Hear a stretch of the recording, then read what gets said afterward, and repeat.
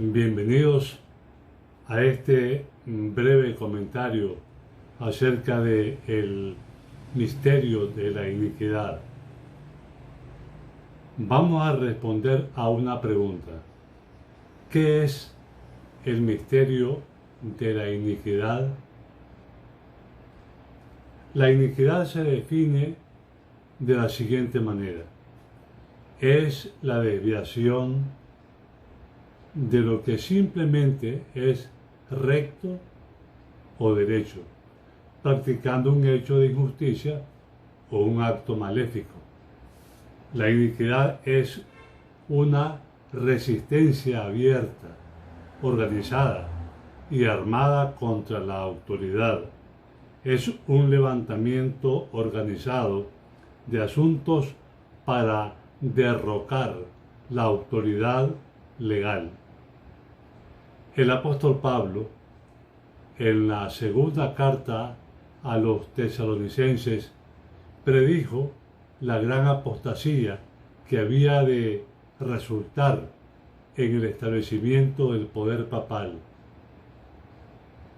El apóstol declaró respecto al día de Cristo: ese día no puede venir sin que venga primero la apostasía y sea revelado el hombre de pecado, el hijo de perdición, el cual se opone a Dios y se ensalza sobre todo lo que se llama Dios o que es objeto de culto, de modo que se siente en el templo de Dios, ostentando que Él es Dios.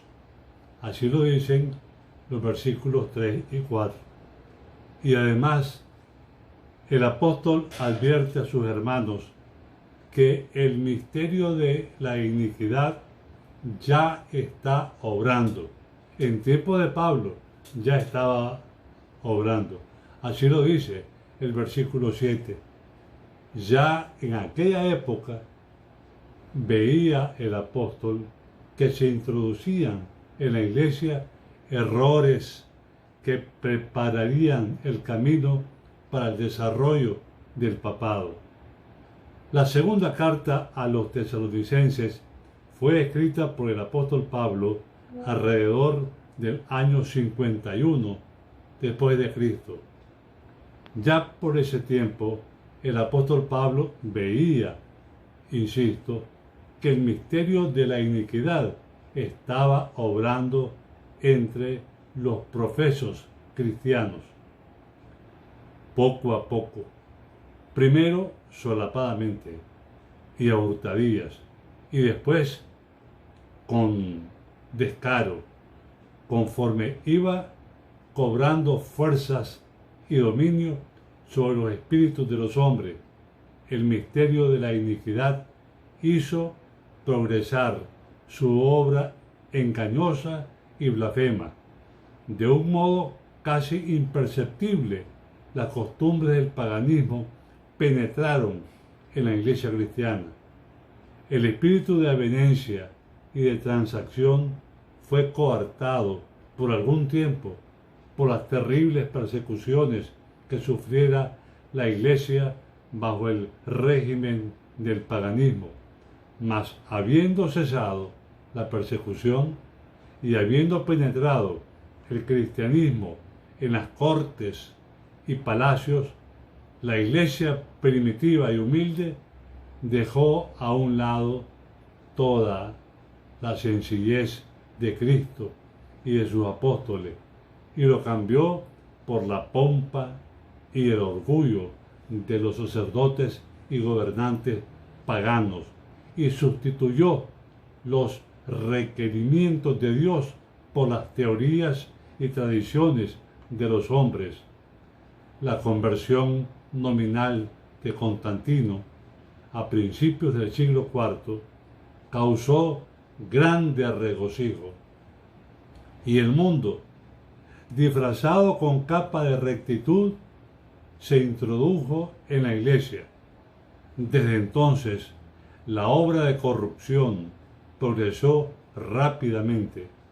el paganismo que parecía haber sido vencido vino a ser, al final, el vencedor. Su espíritu dominó a la Iglesia.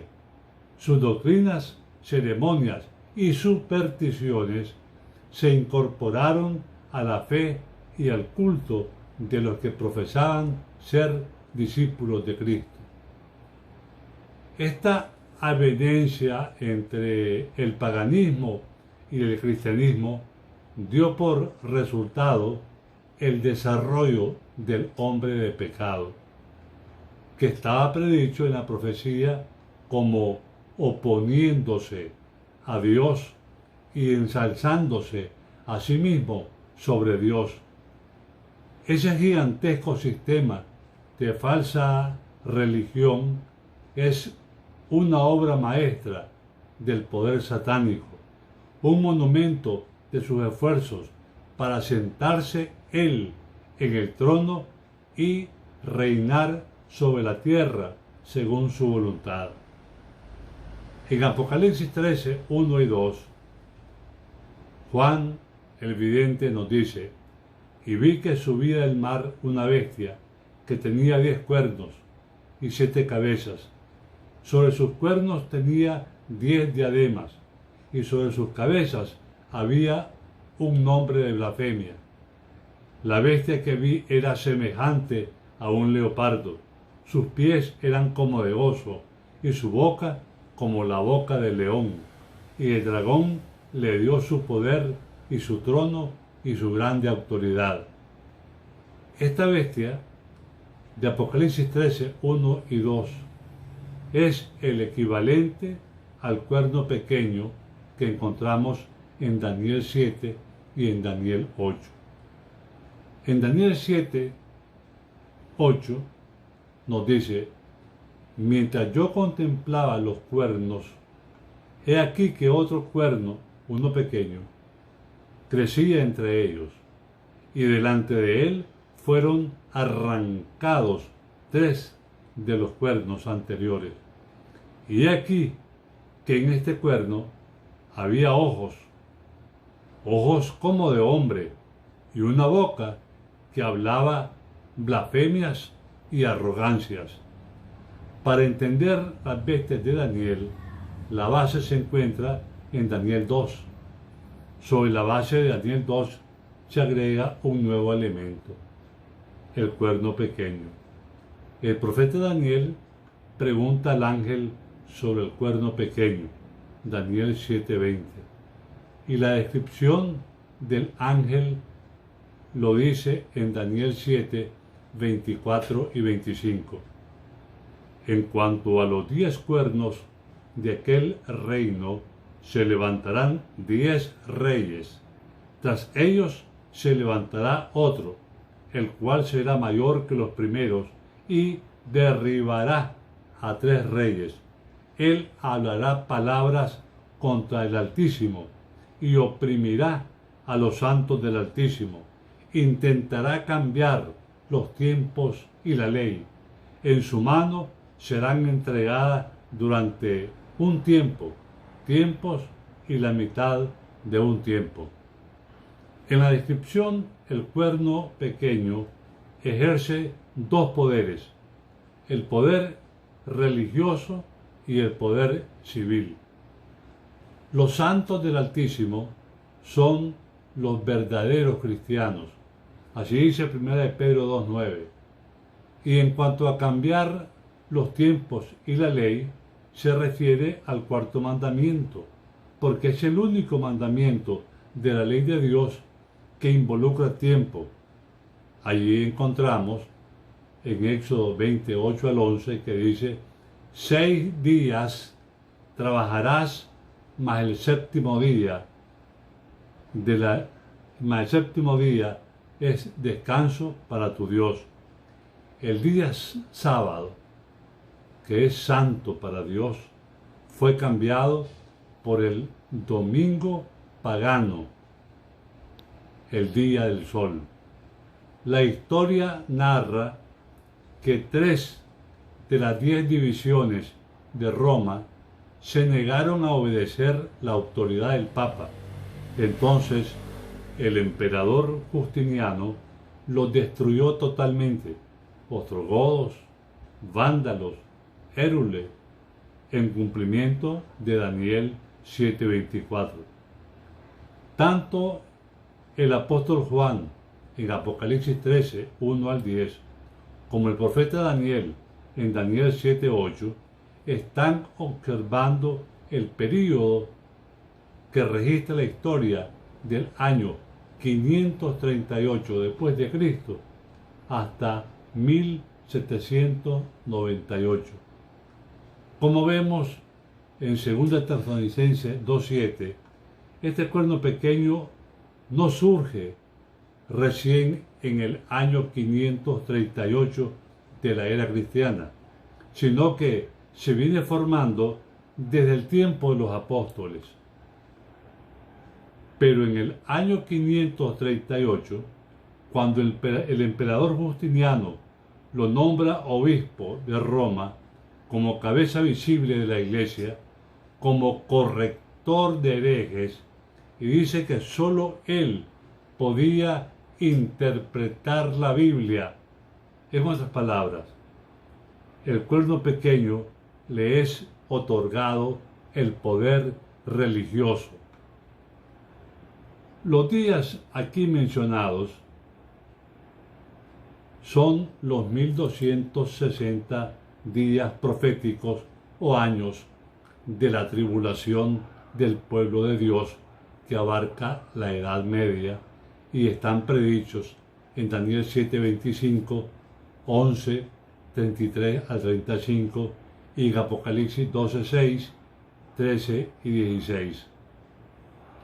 Estos días, como dijimos, comenzaron en el año 538 de nuestra era, cuando el obispo de Roma fue hecho por decreto de Justiniano y por el derrocamiento de las potencias arrianas opositoras, cabeza de todas las santas iglesias, entre comillas, y verdadero y eficaz corrector de herejes, y continuaron hasta 1798, cuando Pío VI fue llevado prisionero por el general Berthier y el poder del papado sobre los gobiernos de Europa quedó quebrantado. El poder civil le fue entregado al cuerno pequeño por los francos 200 años más tarde. Ahora quiero referirme a una bestia que surge de la tierra. Es importante para el estudio. Apocalipsis 13:11 nos dice: después vi otra bestia que subía de la tierra y tenía 2 cuernos semejantes a los de un cordero y hablaba como dragón. El después, a partir del versículo 11, estamos en un periodo diferente que ocurre después de que la primera bestia del capítulo 13 recibe la herida de la muerte. Después que el sistema católico se queda por un corto tiempo sin cabeza visible, y estamos en el año de 1798, cuando surge la siguiente bestia del capítulo 13. Tenía 2 cuernos semejantes a los de un cordero. Los cuernos semejantes a los de un cordero representan juventud, inocencia y mansedumbre, rasgos del carácter de los Estados Unidos cuando el profeta vio que esa nación subía en el año de 1798. Entre los primeros expatriados cristianos que huyeron a América en busca de asilo contra la opresión real y la intolerancia sacerdotal, hubo muchos que resolvieron establecer un gobierno sobre el amplio fundamento de la libertad civil y religiosa. Sus convicciones hallaron cabida en la Declaración de la Independencia, que hace resaltar la gran verdad que todos los hombres son creados iguales y poseen los mismos derechos inalienables a la vida, a la libertad y a la búsqueda de la felicidad. Y la Constitución garantiza al pueblo el derecho de gobernarse a sí mismo y establece que los representantes elegidos por el voto popular promulguen las leyes y las hagan cumplir. Además, fue otorgada la libertad religiosa. A cada cual se le permitió adorar a Dios según los dictados de su conciencia. El republicanismo y el protestantismo vinieron a ser los principios fundamentales de esta nación. Estos principios son el secreto de su poder y de su prosperidad. Los oprimidos se han dirigido a este país con afán y esperanza, buscando el sueño americano. Millones de personas han fondeado en sus playas y los Estados Unidos han llegado a ocupar un puesto entre las naciones más poderosas de la tierra. El protestantismo, o sea, la reforma protestante, surgió en Europa después de los 1260 años o días proféticos. Fue político y religioso y persecución papal. Los protestantes escucharon que había un lugar donde se podía adorar a Dios sin rey y sin papa. En aquel tiempo, Sudamérica era reino del Cuerno Pequeño. Tanto España como Portugal tenían rey y tenían al papa. En Estados Unidos, los estados del sur habían estado bajo el dominio de la corona de Inglaterra. Estados del norte y estados del sur durante la guerra civil de los Estados Unidos. El rey Enrique VIII de Inglaterra inicialmente fue un enérgico defensor de la fe católica y estaba en contra del movimiento de reforma. Pero esta situación cambiaría a raíz del conflicto desatado con la Iglesia Católica por el problema sucesorio. El primer matrimonio del rey con Catalina de Aragón no le había dado herederos varones, por lo que el rey le pidió al Papa la anulación de su matrimonio. El Papa, que en ese tiempo era prisionero de Carlos V, quien era sobrino de Catalina, por supuesto, negó la anulación del matrimonio, por lo cual Enrique VIII decide romper con Roma. Es entonces que Enrique VIII profesa aceptar la reforma protestante por conveniencia, ya que se vería libre de tener que sostener al papado y podía divorciarse de Catalina y podía casarse con Ana Bolena. Al librarse del dominio del papado, el rey decide entonces colocarse a sí mismo como cabeza de la iglesia y decide también mantener el mismo sistema de culto católico sin fundamento bíblico. En Estados Unidos, los estados del norte entran en guerra con los estados confederados del sur por el asunto de la esclavitud.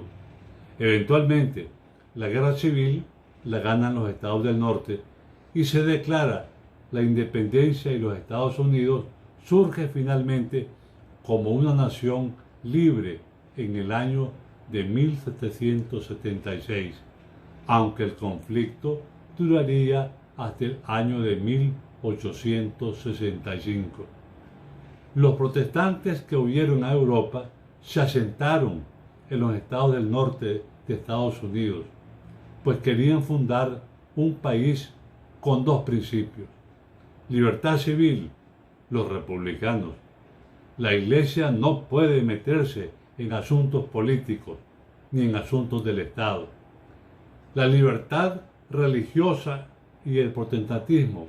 El Estado no puede meterse en asuntos de conciencia ni en asuntos religiosos. Había que hacer la separación entre Iglesia y Estado. Como los protestantes vieron el terrible resultado de la unión entre el poder civil y el poder religioso en Europa, no querían que lo mismo llegara a ocurrir en los Estados Unidos. La Biblia nos da también ejemplos de que Dios no aprueba la unión entre el poder civil y el poder religioso. El poder religioso judío fue en busca del poder civil romano para poder matar a Jesús. En el libro de Daniel, en 2 ocasiones, el poder civil sacó decretos de carácter religioso. Daniel 3, la imagen de Babilonia, y Daniel 6, prohibido hacer peticiones a nadie que no sea el rey. Y los fieles de Dios fueron castigados por no hacer caso de estos decretos y fueron salvados por Dios. Pero la profecía de Apocalipsis 13:11 advierte que la bestia, a pesar de tener 2 cuernos de cordero, hablaba como dragón. La profecía anuncia que en esta nación la barrera, la separación existente entre el poder civil y el poder religioso va a ser derribada y el poder religioso va a controlar el poder civil. Las leyes actuales en los Estados Unidos van en contra del principio del republicanismo, de que todos los hombres son creados iguales y que todos tienen el derecho a la búsqueda de la vida, la libertad y la felicidad. Tal como lo anuncia la profecía, la bestia, a pesar de tener aún en su constitución los 2 principios de libertad civil y libertad religiosa, hace tiempo que ya habla como dragón. Los cuernos como de cordero y la voz de dragón del símbolo indican una extraña contradicción entre lo que profesa ser y lo que practica la nación así representada. El hablar de la nación son los actos de sus autoridades legislativas y judiciales. Por esos actos, la nación desmentirá los principios liberales y pacíficos que expresó como fundamento de su política. La predicción de que hablará como dragón y ejercerá toda la autoridad de la primera bestia anuncia claramente el desarrollo del espíritu de intolerancia y persecución de que tantas pruebas dieron las naciones representadas por el dragón y la bestia semejante al leopardo, y la declaración de que la bestia con 2 cuernos hace que la tierra y los que en ellos habitan adoren a la bestia. Esto indica que la autoridad de esta nación será empleada para imponer alguna observancia en homenaje al papado. Para que los Estados Unidos renuncie a su condición de republicano y protestante, el poder religioso debe controlar al poder civil. Es decir, los 2 principios deben desaparecer de la Constitución de los Estados Unidos. Para que la Constitución de los Estados Unidos cambie, hay 2 opciones. Que por votación se consiga que 2/3 de la mayoría en la Cámara de Representantes y del Senado pidan la enmienda a la Constitución. Y 2, que una convención constitucional sea convocada por 2/3 partes de las legislaturas de los estados. La última vez que hubo una enmienda en la Constitución de los Estados Unidos fue hace 4 décadas, un poquito más, cuando se cambió la edad de votación a los 18 años. Miren bien, en abril del año 2014, Michigan se convirtió en el estado 34 en emitir un voto a favor para llamar a una convención constitucional. En el año de 1951, el presidente de los Estados Unidos, Harry Truman, quiso reconocer al Vaticano como un poder civil y mandar un embajador a la Santa Sede, entre comillas. Sin embargo, los protestantes estadounidenses reclamaron de tal manera que Truman tuvo que retractarse y echar para atrás su intención. El 4 de septiembre del año 2015, por primera vez en sus más de 2 siglos de existencia, el Congreso de los Estados Unidos abrió sus puertas a un papa. El Papa Francisco se dirigió ante el legislativo estadounidense, reunido en sesión conjunta la Cámara de Representantes y el Senado.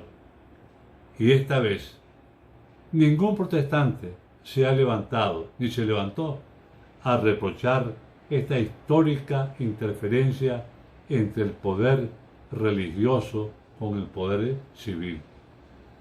Poco a poco la profecía se va cumpliendo. Dios no miente.